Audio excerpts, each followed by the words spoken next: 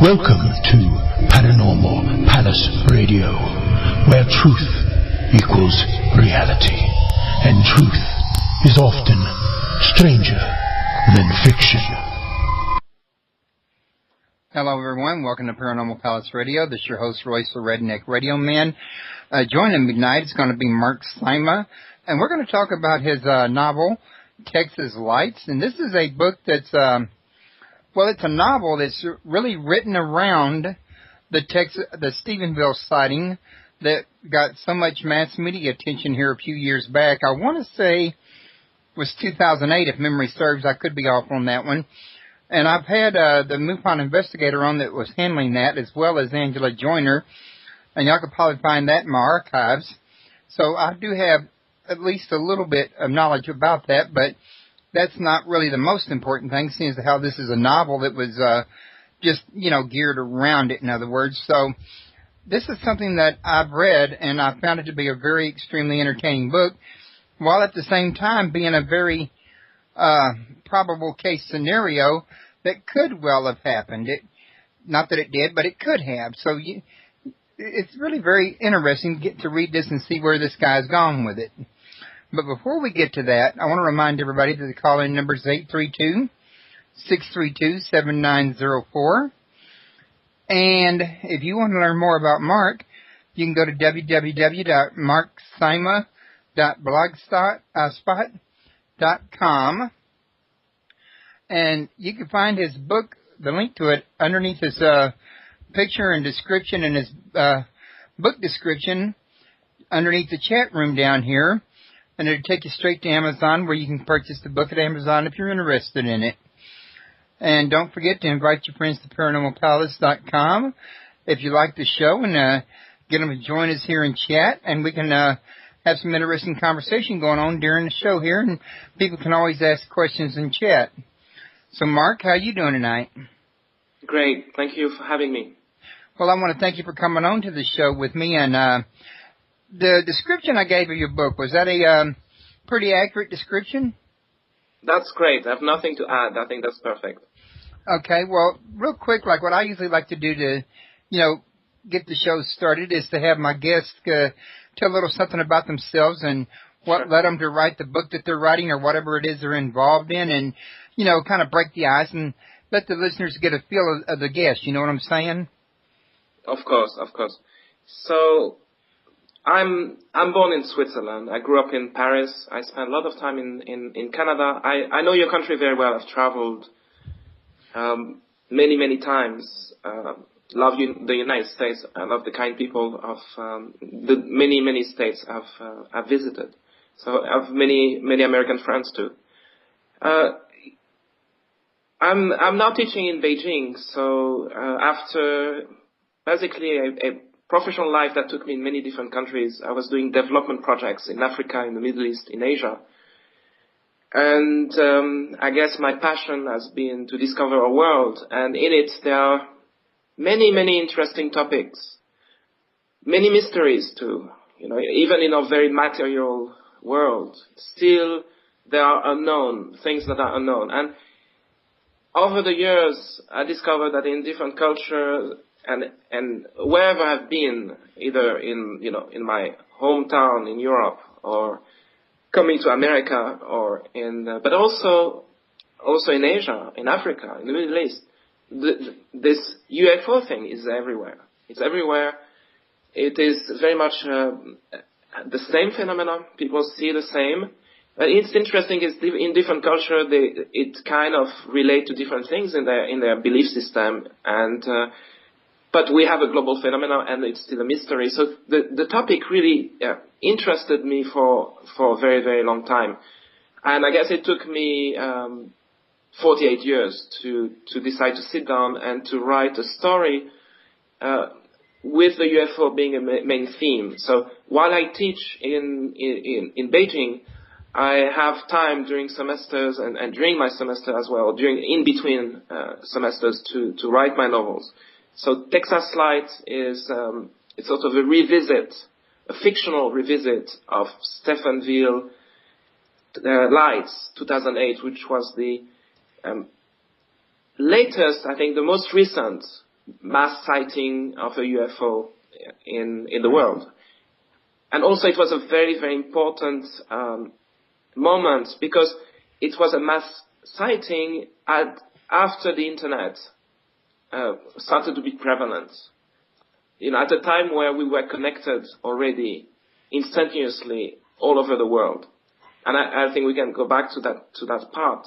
I don't want to talk too much in my introducing myself, but I think Stephenville is important. Maybe it was not as massive as the Phoenix Light of 97. The Phoenix Light 97 was before the internet wave. Right. And Stephenville, we are already connected, and it became a worldwide event. I was not in the States at the time. I was sitting in Oslo, Norway, but still I had the YouTube videos. I had, Angelia Joyner that came to your show live on CNN. I saw that when she first, broke the news internationally coming into CNN. That was broadcasted everywhere, and she was flooded, as she explained to you, by Japanese reporters, by everybody got interested. So it became not just a national U.S. event, but really an international event. And I think this is the first time it happened like that. Yeah, it was a pretty big event. I remember when it happened and everybody was talking about it, and I remember descriptions about this UFO being as big as a football field, but yet there was a lot of denial going on about what was seen. You know what I'm saying? Yes, of course. Some say it was like as big as a flying Walmart. I think that's a pretty fun description of what people saw. Yeah, what is make this event very special is that there are multiple witnesses. Then, thanks to requests for freedom of information, MUFON was able to gather several million radar data, raw data, from different radar stations, from airports in the area, including Waco Airport. And they could really study it for a long time. They did an amazing job in that. And what was really interesting is that it confirmed the flight pattern of a mysterious object was there, flew very, very, very slowly, almost standing still in the sky. Then it went at several times Mach speed, in a flash. And the flight directions, the timing is confirm what the witnesses have said. That's why it is interesting. It's not just one person seen it. It's many people saw it. Then radars picked it up.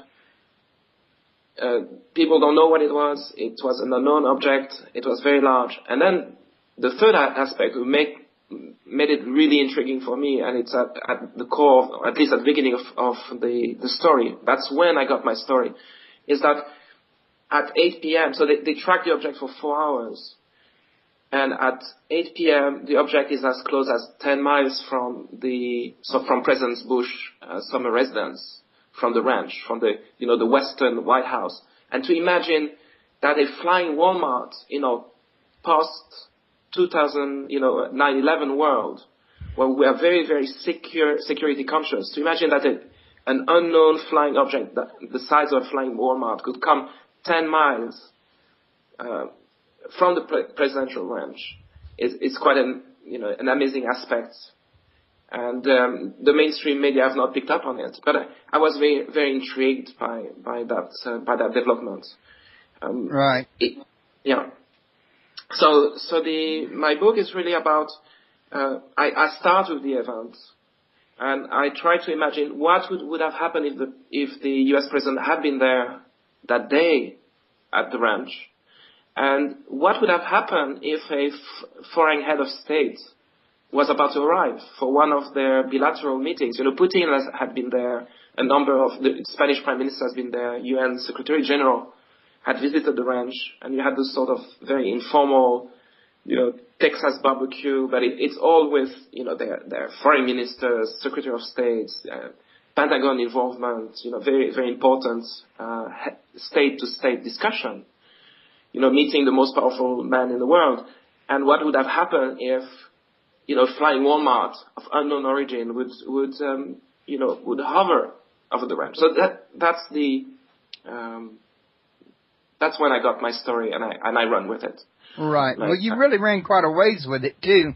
I really got to tell you that I really like the angle that you put on this here, that involved the intelligence offices of both Canada and America pitted against each other throughout the whole entire book. And the character, now I just had, Paul Madoc, the main character in the book, was really quite a fellow that was very creative, and he had ways of keeping from being found that most people would not think of, in other words. So that kind of gave me a lot of pleasure in reading the guy's ingenuity.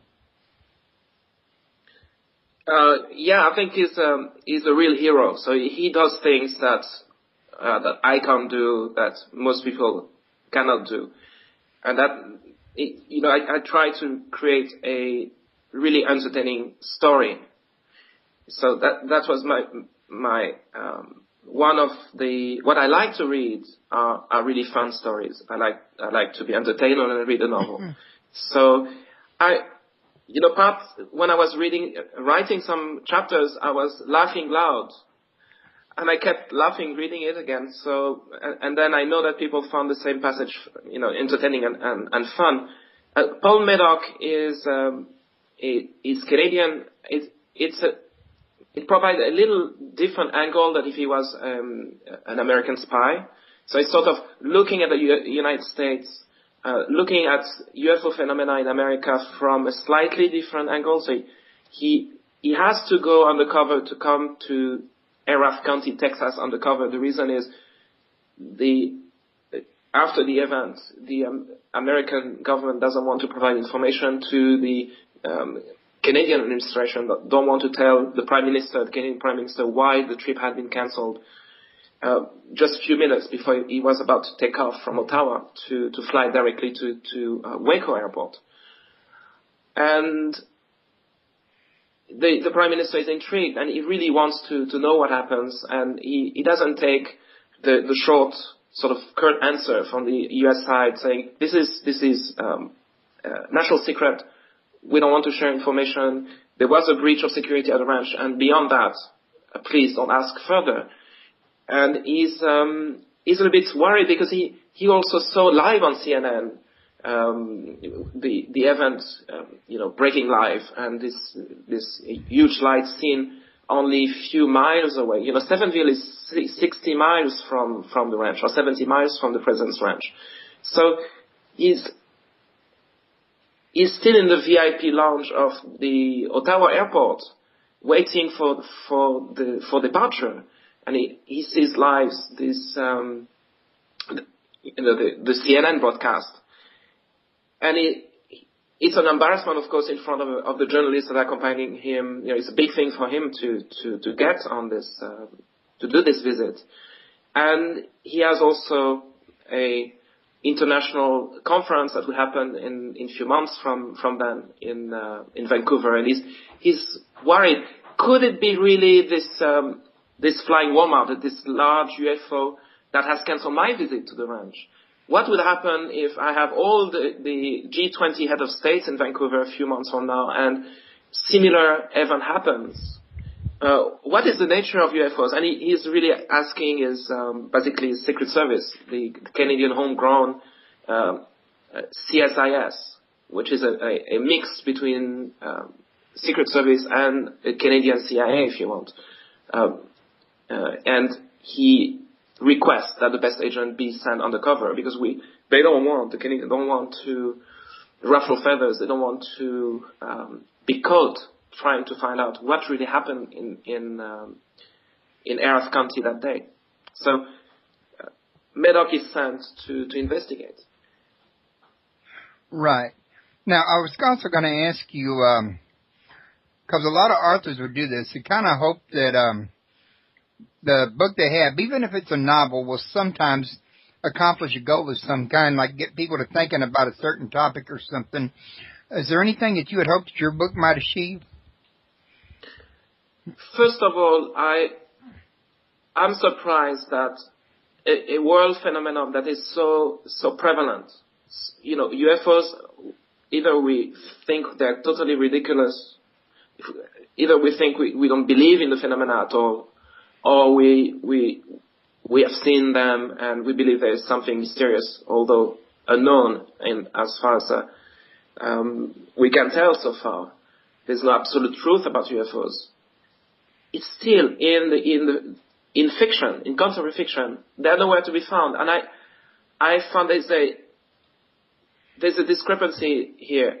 Such a worldwide phenomenon is not part of what writers write about. And what I would call serious writers, or writers that are involved in fiction. If it's not a UFO field research, if you try to read a good thriller, a spy novel, many genres, the UFOs are not there. And one aspect I wanted to achieve is to bring to a mainstream format, to the thriller format, to the contemporary fiction format, the UFO phenomenon. So that at one level I wanted to do that, because I think it deserves to be part of reading, not just part of specialized books about UFOs. There are very good books if you want to find to have many historical background about UFO. You have great researchers who have published a number of books. If you want to write a sci-fi novel, you can find sci-fi and speaking about aliens and a lot of spacecraft, all that.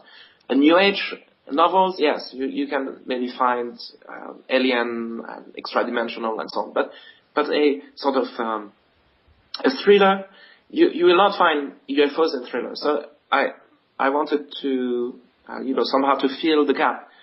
And on a more personal level, it is a topic that interests me for many, many years. So Paul Medoc it's like a vehicle for me to explore places in the world I have been living, have been to, or topics that really interest me. So it was a sort of, by sending Paul Medoc in this quest for truth, it was for me a way to really figure out, what do I think about this phenomenon, without advocating one way or another, but where is it going to lead me? Why is it so important? Why do I need to write a whole book about it? And I really found things writing it that I didn't notice before. Like, I have vivid dreams about UFOs. When Paul Medoc is sleeping and he has a dream, I describe my dreams actually in the novel. So why was Stephenville such a turning point for me? And I figure out while I was writing, I didn't know where I was going, because when I write fiction, I have this great vehicle, which is a kind of a superhero. It doesn't fly or things, but he's a real hero. And he was also, to send him on that UFO quest. One aspect which is interesting with him is that he is not just a very good spy, he's also very psychologically aware, and he's been trained as an hypnotherapist, and he used hypnosis in his spy work. And we know now that since the 40s, some spy agencies have been using hypnosis in their work, so there's nothing new there. But he preferred to use hypnosis instead of using harsh ways of interrogation. And he gets better result that way, and it can quickly show that someone has nothing to do, or is accused falsely. So when he goes in and interrogates using hypnosis, he's able to get a very good result. And the book opened with one of his hypnosis sessions. So it's interesting in the case of UFOs, because I could bring into the novel all the aspect of alien abduction and people who experience visits of aliens and all that very important theme of the UFO phenomena, not just lights in the sky, but interactions with humans. And when he gets to Stephenville and he starts to have conversation with witnesses few weeks after the event, so MUFON has been there already, has done its inquiry. Of course, all the names are changed. You cannot find great Angela Joyner in the book. There's another journalist there. There's another female journalist, but she's Chinese American.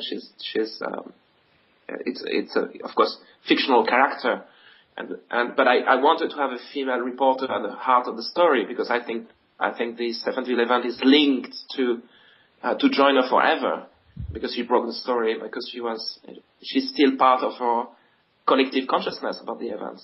So, but what he finds out. And this is then it's different. Here we are really in fiction, not in the Stephenville story.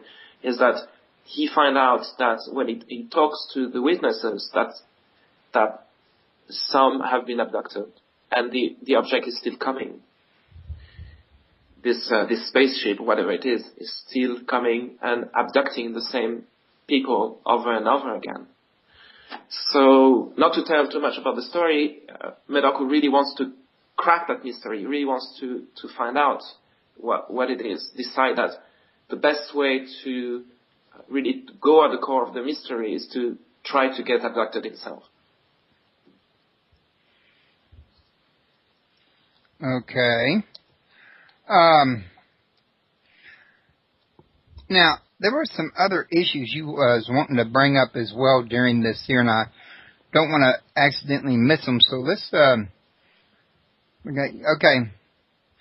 Now, one of the things I was going to ask you before I go into anything else was, do you have a take you'd like to share with everybody about what you think about the UFO phenomena? Yeah, well, I don't know what they are, and I don't have a strong belief about what they are. So you kind of have a neutral position.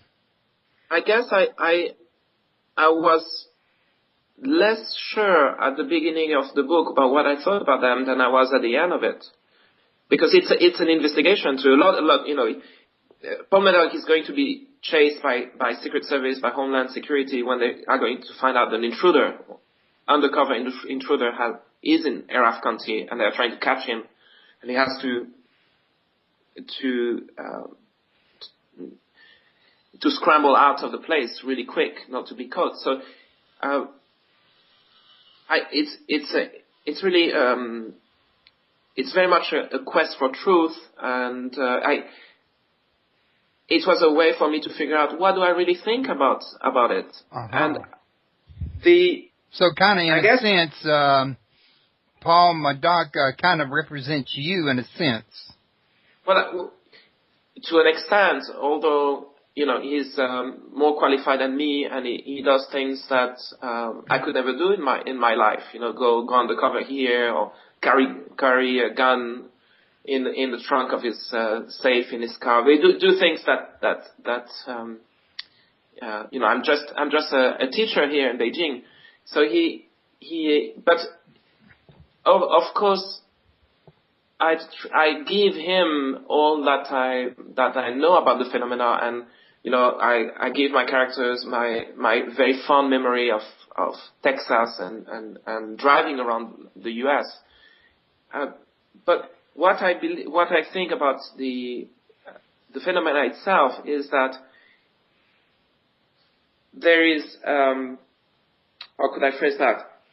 There is overwhelming circumstantial evidence for anyone that is not that has I would not say open mind, because some people just think the topic is absolutely ridiculous. They don't want to have anything to do with that, and it's not that they are closed mind. I think there's some people have a psychological resistance to thinking that UFO could be real. So there's a category of people that are sort of put off by the whole thing, and they just don't want to think about it. But if especially now with the internet, where so much information is available, I do believe today, I feel comfortable to say that I really feel there's overwhelming circumstantial evidence, meaning that there are so many cases, reported cases worldwide that have been very well investigated. You have very credible witnesses that belong to either the U.S. military or other countries' military, airline pilots, and so on. What's interesting, if you look at the sequence of events just before 2008, January 2008, the Stephenville event, you had the 2007 Washington Press Club, and those videos were online, and you had all those major personalities from all around the world that came, and one after the other told that story. And I think for anyone to just watch the feed of those videos and to see the head of the Belgian Air Force who's telling that for weeks and weeks a large triangular object was flying over Belgium, F-16 could never catch up with it. And he's convinced it was not from here, not from this earth. And he comes and he says yes. He was one of the top 3-4 military person in Belgium for a number of years. He's not your typical UFO enthusiast, right? Then you have captain from, the flight pilots from different airlines, from Air France, you had head of military. Are you talking about the disclosure meeting that was happening way back in, say, 2005, I think it was, Dr. Stephen Greer? It was 2007 in Washington, D.C., yes. It was at the press club. Yeah, one that was headed up by Dr. Stephen Greer with all the military witnesses. I believe it's the one, yes. Yeah. I believe it's. So there, if you start to listen to one account to the other, and you have this Iranian jet fighter, jet pilot in the 70s, that's a great case also. So many cases that kind of, reinforce each other, a direct witness of events. And those people, some of them belong to their country's military. So, they're not making that up. Then you have so many people who see strange things in the sky. Being French myself, we have maybe a different government. The government has maybe a different attitude toward UFOs because they are keeping track about every witness account of UFOs since the 70s. And we don't have a MUFON, but what we have is the space agency plus the French military police, which is embedded in the cities. So we call it gendarmerie, but it is really like a branch of our French army. And together they have a joint unit which is funded by the government, and it's called GEPAN. And GEPAN is reporting. It's collecting all the witness accounts of French military police. Is actually the people you go to if you've seen a UFO, and they take down your statements. All that go to a database. And since the 70s, it's been compiled. It's been analyzed by our National Weather Center, by our space agency, by people that know a lot more than I or any of us, I think, listening in about space and natural phenomenon. And since the internet, they put as come to be. So since somewhere around 2000, GEPAN has put all the archives online. So anyone can look back at all those cases. And GEPAN lists then the categories, all those that are cases that have been explained, and so different categories. And the D